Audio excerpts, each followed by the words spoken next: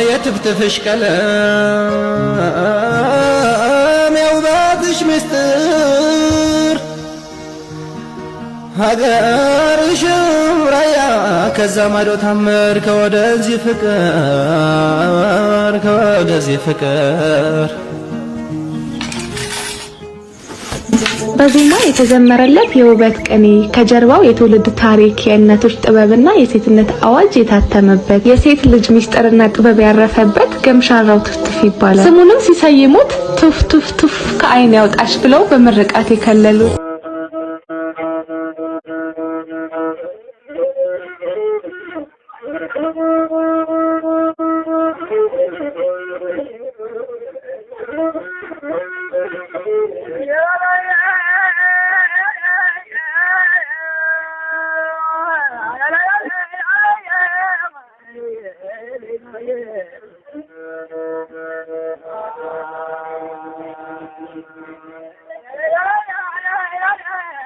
የራያ ልጃገረዶች ለዘመናት የውበታቸው ማዕረግ ሆኖ የኖረና የሚኖር ድንቅ ልብስ ነው። እዚህ ላይ ግን ውበቱ ከፍለፊት ብቻ አይደለም። እስቲ ወደ ኋላ በደንብ ተመልከቱት። አያምርም? ይህ ከጀርባው ሙሉ በቀይና በጥቁር ስንድድ የተሸመነው ድንቅ ሽመና ጥንታውያኑ እናቶቼ ስለ ሴት ልጅ ተፈጥሮ የፈጠራ አሻራ ያሳረፉበት የክብር ታሪክ ነው። በዚያ የድሮ ዘመን ዘመናዊ ሞዴስ ባልነበረበት የሴት ልጅ የወር አበባ ዑደት መች እንደሚመጣ በማይታወቅበት ጊዜ የእናቶቼ አርቆ አሳቢነትና ብልህነት ይህንን የመሰለ ቀይ ትፍትፍ ፈጠሩ። ይህ ከጀርባ የምታዩት በቀይ ክር የተሸመነ ሽመና ዝም ብሎ የተመረጠ ሳይሆን ተፈጥሮሽ አይክታሽ ደምቀሽ በክብርሽ ታይበት ደምሽ ንጹህ ነውና የትም ቦታ በራስ መተማመንሽ ይዘሽ ተራመጂ የሚል የእናቶች የጥበብ ሚስጥር ነው። ከተፈጥሮሽ ጋር ሳትጣይና ሳትሳቀቂ ሴትነት ከውበት ጋር አዋህዶ የመጓዝ ድንቅ ብልሃትና ስልጣኔ ራያ ላይ ትናንትም ነበር ዛሬም አለ። ለማንኛውም ራያ ማለት ትንሿ ኢትዮጵያ ናት። የሴትነት ልክ ከመልክ እስከ ክብር በጉማዬ